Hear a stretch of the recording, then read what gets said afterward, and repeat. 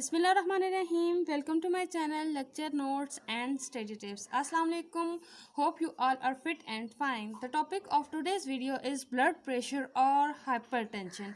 But before starting the topic, the beautiful motivational words for you guys that if you are going to think that you might as well think positive. Remember, positive thoughts and actions are seed that will produce positive results. Now starting the topic, which is blood pressure or hypertension. What is blood pressure? The pressure exerted by the blood on the blood vessels is known as blood pressure. जब बात आती है pressure की, अभी blood को एक side पे रखते हैं, हम बात करते हैं प्रेशर की। प्रेशर क्या होता है? जब हम बात करते हैं प्रेशर की तो हमारे माइंड में लिक्विड आता है। लिक्विड पे प्रेशर कैसे अप्लाई होता है? ज़्यादातर ये प्रेशर का टॉपिक हमने फिज़िक्स में स्टडी किया कि प्रेशर क्या होता है, कैसे इसका दूसरे लिक्विड पे कैसे प्रेशर होता है, पाइप, ये सारा जो एक्सपेरिमेंट्स होते हैं प्रेशर के आपने स्टडी किए होंगे, उसके बारे में थोड़ी डिटेल स्टडी करते हैं। देन हम ब्लड प्रेशर की तरफ आते हैं। जब हम प्रेशर की बात करते हैं तो हमारे माइंड में एक इक्वेशन आती है फिज़िक्स के लिहाज से, force per unit area. Force per unit area pressure के इक्वल होता है। इसको डिराइव करने के लिए इन्होंने एक फिज़िक्स के जो थे साइंटिस्ट थे, उन्होंने कुछ एक्सपेरिमेंट्स किए, कुछ एग्जांपल्स दी। उनमें से एक एग्जांपल मैं आपके साथ शेयर करूंगी यहाँ पे। सपोज एक पाइप है, सपोज ये एक पाइप है, फिज़िक्स के टर्म में ये एक पाइप है। उस पाइप में कोई लिक्विड ट्रैवल कर रहा है, कोई लिक्विड पास हो रहा है। जब वो लिक्विड पास होगा तो इसकी जो वॉल्स हैं, उन वॉल्स के साथ इसका कनेक्शन होगा, उसके साथ टकराएगा या फोर्स अप्लाई करेगा पास करने के लिए। वो जो फोर्स अप्लाई हो रही है वो किसी एरिया पे हो रही है, जो पाइप का जो एरिया है उस पर फोर्स अप्लाई हो रही है। देन जो ये फोर्स अप्लाई हो रही है किसी एरिया पे, तो हम कहेंगे कि फोर्स किसी एरिया पे अप्लाई हो रही है, लिक्विड अप कर रहा है, तो वो क्या कर रहा है? प्रेशर अप्लाई कर रहा है। ये प्रेशर है जो इधर अप्लाई हो रहा है। इसी तरह हम अगर बायोलॉजी के टर्म में देखें, एनाटॉमी के टर्म में देखें, फिजियोलॉजी के टर्म में देखें कि ये आप सपोज करें पाइप की जगह ये एक वेसल है, ब्लड वेसल है। जब इसमें ब्लड ट्रैवल कर रहा है तो वो कोई फोर्स अप्लाई करेगा उस वेसल पे। जो फोर्स अप्लाई करेगा वेसल पे, वेसल का कुछ एरिया भी हो तो होगा, वो जो फोर्स अप्लाई करता है उस ब्लड वेसल के एरिया पे, तो वो प्रेशर होता है जिसे हम कहते हैं ब्लड प्रेशर। तो अब हम डेफिनेशन की तरफ आते हैं ब्लड प्रेशर की। जब से हमारा कंसेप्ट बना यहाँ पे, तो हम कहते हैं the pressure exerted by the blood. यहाँ पे जो प्रेशर एक्सर्ट हुआ, किसने एक्सर्ट किया? ब्लड ने। किस पे एक्सर्ट किया? ब्लड वेसल पे एक्सर्ट किया, उसे हम कहते हैं ब्लड प्रेशर। सो डेफिनेशन हमने देख ली। The pressure exerted by the blood on the blood vessel is known as blood pressure. अब ये ब्लड प्रेशर जो है ये किसी इंस्ट्रूमेंट से मेजर भी तो किया जाता है ना, उस इंस्ट्रूमेंट को हम कहते हैं स्फैग्मोमैनोमीटर।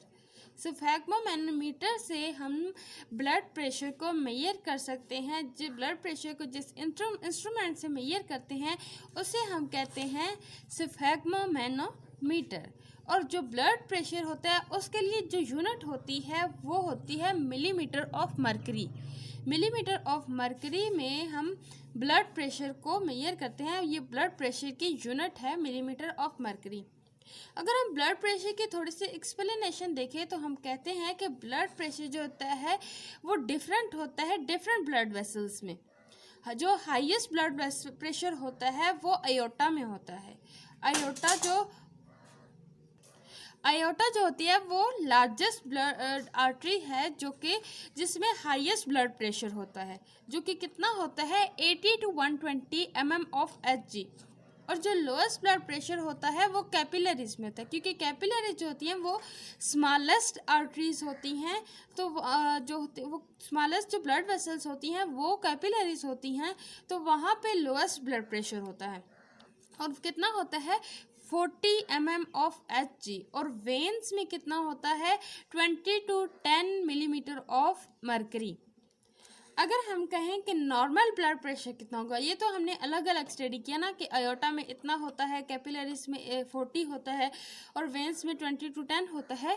तो नॉर्मल ब्लड प्रेशर की बात करें हम तो वो 120/80 मिलीमीटर ऑफ मर्करी होता है। ब्लड प्रेशर जैसे हमने बात की कि ब्लड वेसल्स में डिफरेंट होता है, डिफरेंट पार्ट्स में ब्लड प्रेशर डिफरेंट होता है। इसी तरह blood pressure time to time vary भी करता है। ब्लड प्रेशर जो होता है बिलो और अबव, जब ये अपने लेवल से ज़्यादा या कम हो जाता है तो हार्ट प्रॉब्लम्स होती हैं। जैसे कि ये नॉर्मल है ना, इससे ज़्यादा या कम हो जाए जब, तो हार्ट प्रॉब्लम्स होंगी। ब्लड प्रेशर 2 टाइप्स का होता है। कौन कौन सी टाइप्स होती हैं? सिस्टोलिक ब्लड प्रेशर और डायस्टोलिक ब्लड प्रेशर। सिस्टोलिक और डायस्टोलिक का मैंने कॉन्सेप्ट आपको कार्डियक साइकिल का जो मैंने पढ़ाया था वीडियो में आपको सारा, उसमें मैंने सिस्टोलिक और डायस्टोलिक का कॉन्सेप्ट आपको बताया था कि सिस्टोलिक जब कॉन्ट्रैक्शन होती है वेंट्रिकल्स की तो वो सिस्टोल होता है और जब डायस्टोल होता है डायस्टोल में रिलैक्सेशन होती है। तो यहाँ सिस्टोलिक ब्लड प्रेशर मीन जब वेंट्रिकल्स की कॉन्ट्रैक्शन होती है, प्रेशर अप्लाई होता है ब्लड वेसल्स पे ब्लड का, तो वो सिस्टोलिक ब्लड प्रेशर होता है। मैकेनिज्म मैं आपको डायग्राम के ज़रिए लास्ट में बताऊंगी, लेकिन यहाँ पे आप स्टडी करें, थोड़ा बहुत आपको डिटेल पता होनी चाहिए। ब्लड प्रेशर जब सिस्टोलिक प्रेशर जब होता है उस वक्त blood pressure 110 to 120 millimetre of Hg होता है। हाईएस्ट ब्लड प्रेशर होता है कॉन्ट्रैक्शन के वक्त। वेंट्रिकल्स की जब कॉन्ट्रैक्शन होती है उस वक्त हाईएस्ट ब्लड प्रेशर होता है। सेकेंडली बात एक कि ब्लड प्रेशर में हमेशा वेंट्रिकल की ही बात होगी। यहाँ पे वेंट्रिकल्स की कॉन्ट्रैक्शन या रिलैक्सेशन को ही देखा जाएगा क्योंकि वहाँ पे ही प्रेशर अप्लाई किया जाता है। डायस्टोलिक प्रेशर की बात करें, diastole mean relaxation. Relaxation period किसका रिलैक्सेशन पीरियड? वेंट्रिकल्स में जब रिलैक्सेशन होती है, जो वॉल्स होती हैं ब्लड वेसल्स की, जो प्रेशर होता है ब्लड का, जो प्रेशर होता है ब्लड वेसल्स की वॉल्स पे रिलैक्सेशन पीरियड के दौरान, वेंट्रिकल्स की रिलैक्सेशन के दौरान जो होते हैं प्रेशर, उसे हम डायस्टोलिक प्रेशर कहते हैं। और डायस्टोलिक प्रेशर जो होता है वो कम होता है बनिस्बत सिस्टोलिक प्रेशर के। कितना होता है diastolic pressure? 70 to 90 mm of Hg diastolic pressure होता है।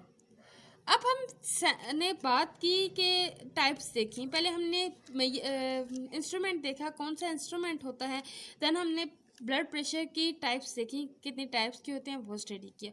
अब हम बात करते हैं सेंसर्स की। सेंसर्स क्या होते हैं? बैरोरिसेप्टर्स। बैरोरिसेप्टर्स क्या होते हैं? ये बैरोरिसेप्टर्स कहते हैं या बैरोसेप्टर्स कहते हैं। ये बैरोरिसेप्टर या बैरोसेप्टर्स ऐसी सेंसर या नर्व एंडिंग्स होती हैं जो ब्लड वेसल्स में होती हैं, जो कि ब्लड प्रेशर को डिटेक्ट करती हैं। ऐसे सेंसर या रिसेप्टर्स या नर्व एंडिंग जो ब्लड वेसल्स में होती हैं, जो ब्लड प्रेशर को डिटेक्ट करती हैं, उन्हें हम बैरोरिसेप्टर या बैरोसेप्टर्स कहते हैं। एक्सप्लेनेशन अगर हम देखें, बैरोरिसेप्टर्स जो होते हैं वो नर्व्स एंडिंग होती हैं जो कि ब्लड प्रेशर को डिटेक्ट करती हैं, जो कि उस ब्लड वेसल से पास कर रहा होता है। मीन्स कि वो ब्लड पास कर रहा है वो कितना प्रेशर अप्लाई करेगा ब्लड वेसल्स पे, तो बैरोरिसेप्टर उसको डिटेक्ट करते हैं। ये बैरोरिसेप्टर्स जो होते हैं, बैरोरिसेप्टर्स सिग्नल सेंड करते हैं, इलेक्ट्रिकल इम्पल्सेस सेंड करते हैं, या हम कह सकते हैं कि नर्व इम्पल्स जाती है, सेंड करते हैं बैरोरिसेप्टर्स सेंट्रल नर्वस सिस्टम को, ताकि जो इंक्रीज और टोटल पेरिफेरल रजिस्टर में जो इंक्रीज डिक्रीज है ब्लड वेसल्स की और कार्डिक आउटपुट की, इसी वजह से हम इसे कहते हैं कि blood pressure regulating mechanism. Baroreceptors की भी टाइप्स हैं। कितनी टाइप्स हैं? 2 तरह की टाइप्स हैं। एक होता है हाई प्रेशर बैरोरिसेप्टर और एक होता है low pressure baroreceptor. High pressure baroreceptor की बात करें तो ये ऐसी नर्व एंडिंग्स होती हैं जो कि आयोटिक आर्च में प्रेजेंट होती हैं और कैरोटिड आर्टरीज में प्रेजेंट होती हैं।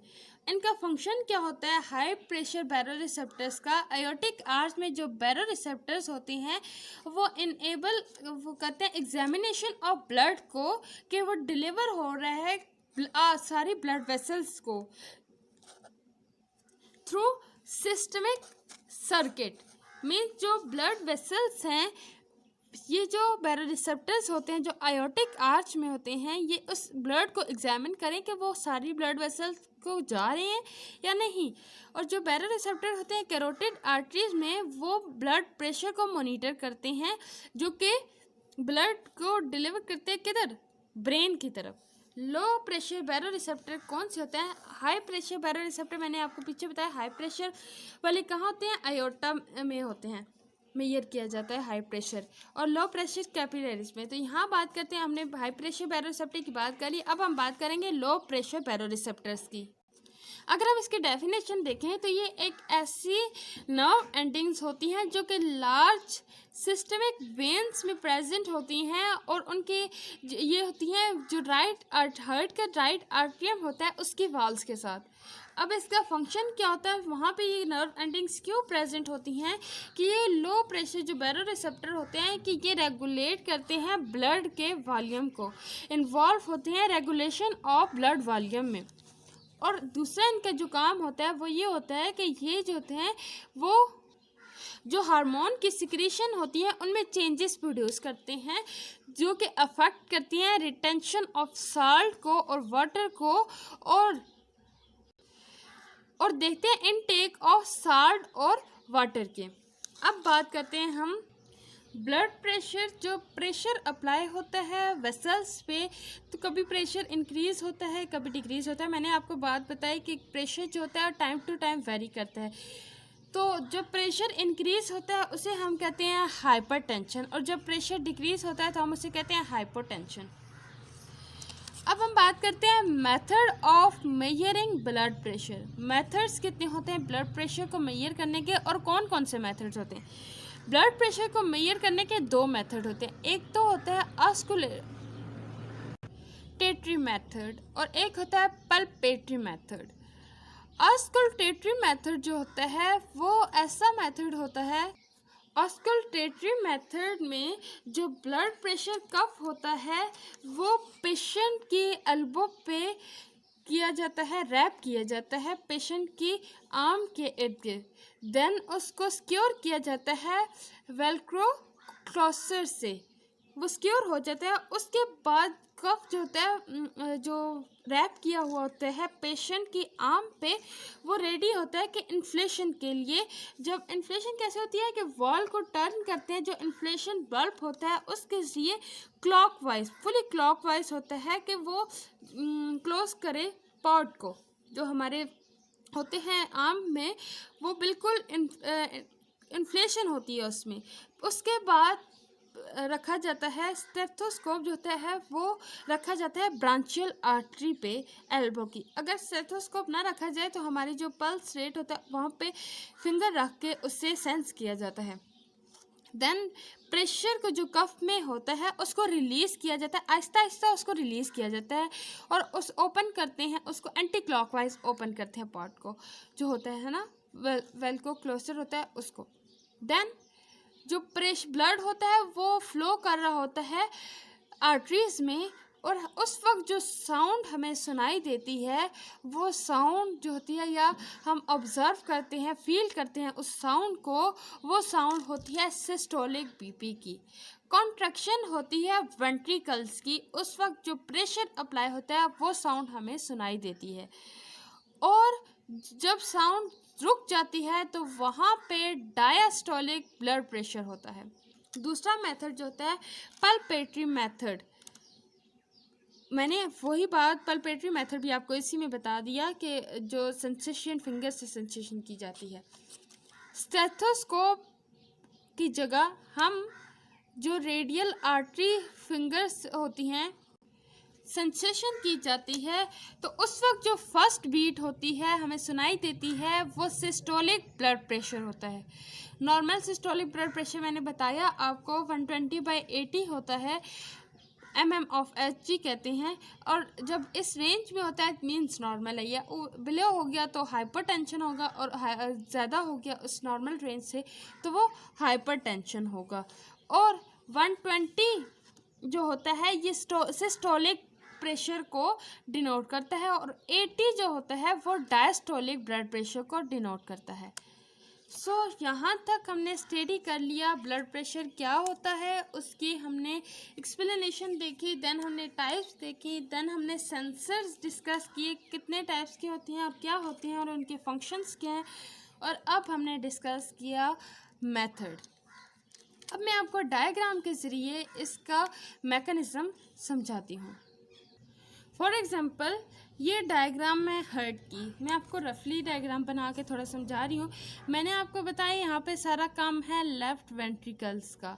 यहाँ पे आपको लेफ़्ट वेंट्रिकल्स दिखाए गए हैं। यहाँ पे मैंने साइड पे इसलिए ये आर्ट्रिया और राइट वेंट्रिकल बनाया ताकि समझ आए कि ये हार्ट की डायग्राम है। तो यहाँ पे हम सिर्फ देखेंगे राइट वेंट्रिकल का काम क्या है। जब ब्लड जाता है आयोटा में तो यहाँ पे वॉल्व्स होते हैं, आयोटिक वॉल्व्स होते हैं जो कि ओपन हो जाते हैं जब यहाँ से ब्लड जाता है। उस वक्त जब ये वॉल्व्स ओपन होते हैं तो ब्लड जाता है यहाँ से आयोटा में। आयोटा को अगर आप देखें तो आयोटा जो होता है वो इलास्टिसिटी होती है इसमें, मतलब जब प्रेशर ज़्यादा होता है तो वो डायलेट हो जाती है, और जब प्रेशर कम होता है तो वो अपनी पोजीशन में वापस आ जाती है। जब यहाँ से प्रेशर एक्सर्ट होगा ब्लड का वॉल्स ऑफ आयोटा के साथ, वो प्रेशर जो होता है वो ब्लड का जो प्रेशर होगा वो इसको एक्सटेंड कर देगा, डायलेट कर देगा आयोटा को। क्यों होगा? जब वेंट्रिकल्स की कॉन्ट्रैक्शन होगी। यहाँ पे बात हो रही है सिस्टोलिक प्रेशर की। जब वेंट्रिकल्स कॉन्ट्रैक्ट करेंगे वॉल ओपन होगा, ब्लड प्रेशर के साथ जाएगा आयोटा में, तो वो प्रेशर एक्सर्ट करेगा आयोटिक वॉल्स पे। जब आयोटिक वॉल्स पे प्रेशर अप्लाई होगा तो वो तेज़ी से मूव करेगा आगे, और यहाँ पे जो आयोटिक वॉल्स पे प्रेशर अप्लाई हुआ उस प्रेशर को हम कहते हैं सिस्टोलिक ब्लड प्रेशर। जब ये सिस्टोलिक ब्लड प्रेशर ज़्यादा होगा, सिस्टोलिक ब्लड प्रेशर तब ज़्यादा होता है जब कार्डिक आउटपुट ज़्यादा होता है, और कार्डिक आउटपुट तब ज़्यादा होता है जब हम कोई काम कर रहे होते हैं या जब हम कोई एक्सरसाइज कर रहे होते हैं, भाग रहे होते हैं, मतलब कि दिन के टाइम हम जितने भी काम कर रहे होते हैं उस वक्त हमारा जो सिस्टोलिक बीपी होता है वो ज़्यादा होता है। ऐसे भी जो सिस्टोलिक बीपी होता है कॉन्ट्रैक्शन ज़्यादा होती है जब वेंट्रिकल्स की, तो वो जो प्रेशर होता है वो ज़्यादा एक्सर्ट होता है। सिस्टोलिक बीपी का बताया ना कि वो 120 mmHg होता है, तो इस वजह से ये जो होता है ये ज़्यादा अप्लाई होता है, क्योंकि ब्लड जो होता है वो प्रेशर अप्लाई कर होता है। जितनी तेज़ी से ब्लड आता है उतनी तेज़ी से ब्लड जो होता है वो प्रेशर एक्सर्ट करता है। अब बात करते हैं डायस्टोलिक की। डायस्टोलिक ब्लड प्रेशर में क्या होता है, यहाँ पे मैंने रफली डायग्राम बनाई आपको डायस्टोलिक समझाने के लिए। जब रिलैक्सेशन होती है वेंट्रिकल्स की, मींस ब्लड कॉन्ट्रैक्ट हुआ वेंट्रिकल्स, यहाँ पे वो ब्लड चला गया, अब रिलैक्स हो गया राइट लेफ्ट जो है वो वेंट्रिकल, ब्लड आगे गया तो ये जो आयोटिक वाल्व होगा ये बंद हो जाएगा। आयोटा के आगे कुछ ब्रांचेस होती हैं जो कि आयोटा आगे डिवाइड होता है ना ब्रांचेस में, तो ब्रांचेस आगे जाके फिर छोटी ब्रांचेस में आर्टरीज ऐसे डिवाइड होती हैं। तो ये जो ब्रांचेस होती हैं यहाँ पे जब प्रेशर, हमने ऊपर बात की डायसिस्टोलिक में कि ब्लड अप्लाई करता है प्रेशर, जब जितनी तेज़ी से आता है उतनी तेज़ी से ब्लड अप्लाई करता है प्रेशर, तो जो वेसल होती है वो डायलेट हो जाती है, बड़ी हो जाती है। लेकिन यहाँ पे बात होगी जब प्रेशर आगे गया, वेंट्रिकल ब्लड आगे गया तो वेंट्रिकल्स रिलैक्स हो गए, उसके बाद ये आयोटिक वाल्व बंद हो गया। उसके बाद क्या होगा, ये जो आयोटा की वॉल्व्स होंगी वो ब्लड पे प्रेशर अप्लाई करेंगी। आपको एक एग्जांपल देती हूँ, जैसे कि एक मोटर पाइप होता है, पानी का जो पाइप होता है, जब आप उससे बिल्कुल फ्री छोड़ देंगे तो आहिस्ता आहिस्ता पानी बिल्कुल पास गिरेगा। लेकिन अगर आप पाइप के एंड पे प्रेशर अप्लाई करेंगे, उसके एंड को थोड़ा क्लोज कर देंगे, थोड़ा बंद कर देंगे, तो वो पानी थोड़ा जाएगा लेकिन दूर तक जाएगा। तो यही बात यहाँ पे होगी कि ये जो अयोटा की वॉल्व्स होंगी वो प्रेशर अप्लाई करेंगी ब्लड पे, तो ब्लड तेज़ी से आगे जाएगा। लेकिन आगे क्या है, यहाँ पे डिवीजन हुई हुई है, आगे अयोटा डिवाइड हुआ है नंबर ऑफ ब्रांचेस में। जब ब्लड ने अयोटा ने प्रेशर अप्लाई किया तो ब्लड वापस भी आएगा, लेकिन आगे वॉल्व क्लोज है तो वो फिर आगे ही जाएगा।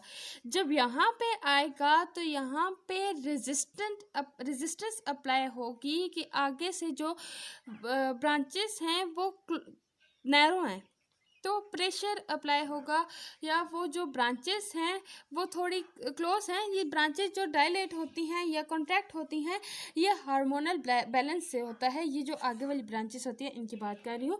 ये हार्मोन्स अपना एक्शन परफॉर्म करते हैं, या तो ये वेसल्स जो होती हैं वो डायलेट हो जाती हैं, कॉन्ट्रैक्ट हो जाती हैं। तो यहाँ पे जो रेजिस्टेंस अप्लाई होगी ब्लड पे, उसे हम कहते हैं पेरिफेरल रेजिस्टेंस। जो आपने अभी डिस्कस की टोटल पेरिफेरल रेजिस्टेंस, वो वाली रेजिस्टेंस यहाँ पे अप्लाई होगी। उस रेजिस्टेंस से देन ब्लड आहिस्ता आहिस्ता आगे मूव करेगा, यहाँ से प्रेशर से इधर जाएगा जब ये थोड़ी क्लोज होंगी, लेकिन जब ये डायलेट होंगी ब्लड तेज़ी से मूव करेगा। और यहाँ पे ये जो रेजिस्टेंस अप्लाई होने के बाद जो प्रेशर अप्लाई हुआ यहाँ पे ब्लड पे, तो वो होगा डायस्टोलिक ब्लड प्रेशर। हमने ऊपर बात की जो सिस्टोलिक ब्लड प्रेशर होता है वो डिपेंड होता है कार्डिक आउटपुट पे। कार्डिक आउटपुट ज़्यादा होगा, सिस्टोलिक ब्लड प्रेशर जो होता है वो ज़्यादा होगा। लेकिन डायस्टोलिक ब्लड प्रेशर की बात करें तो डायस्टोलिक ब्लड प्रेशर जो होता है वो डिपेंड करता है टोटल पेरिफेरल रेजिस्टेंस पे। देखिए कैसे डिपेंड करता है। जब ब्लड आहिस्ता आहिस्ता, एक चीज़ होती है पाइप में आहिस्ता आहिस्ता मूव कर रही थी, लेकिन आगे से कुछ बैरियर्स आ जाते हैं या कुछ आगे से वो डिवाइड होने लगता है, तो वहाँ पे उसमें मीन्स कोई चीज़ उसे तंग कर रही है। यहाँ पे उसे जब तंग करने वाली एक प्रोसेस आता है, यहाँ पे आगे से ये जो आगे डिवीजन आती है एओर्टा की, वहाँ पे प्रेशर अप्लाई होता है और आगे से जो वेसल्स होती हैं वो भी कॉन्ट्रैक्ट हुई होती हैं, क्लोज होती हैं। उनके जो होते हैं हम कह सकते हैं माउथ जो उनके होते हैं वो क्लोज हुए होते हैं, स्मॉल होते हैं, क्लोज तो नहीं कहते, स्मॉल हुए होते हैं। तो वो जो माउथ होते हैं वहाँ पे प्रेशर फिर होता है, वो जब आगे जाते हैं तो ब्लड आहिस्ता आहिस्ता जाएगा। अगर ये डायलेट होंगी तो वो नॉर्मल जाएगा, प्रेशर रेजिस्टेंस अप्लाई होगी लेकिन थोड़ी अप्लाई होगी। जब रेजिस्टेंस थोड़ी अप्लाई होगी तो वो ब्लड तेज़ी से आगे मूव कर जाएगा, जब ये जो वेसल्स होती हैं ये डायलेट हुई होती हैं। लेकिन जब ये वेसल्स कॉन्ट्रैक्ट हुई होती हैं तो उस वक्त रेजिस्टेंस ज़्यादा अप्लाई होती है और ब्लड आहिस्ता आहिस्ता मूव करता है। तो उस प्रेशर को हम कहते हैं डायस्टोलिक ब्लड प्रेशर, जो यहाँ पे अप्लाई की जाती है। और डायस्टोलिक ब्लड प्रेशर कितना होता है 80 mm ऑफ Hg। सो आज का टॉपिक हुआ मुकम्मल। उम्मीद है आपको समझ आ गई होगी। अगर कुछ समझ नहीं आई तो आप कमेंट बॉक्स में पूछ सकते हैं। दुआ में याद रखिएगा। अल्लाह हाफिज़।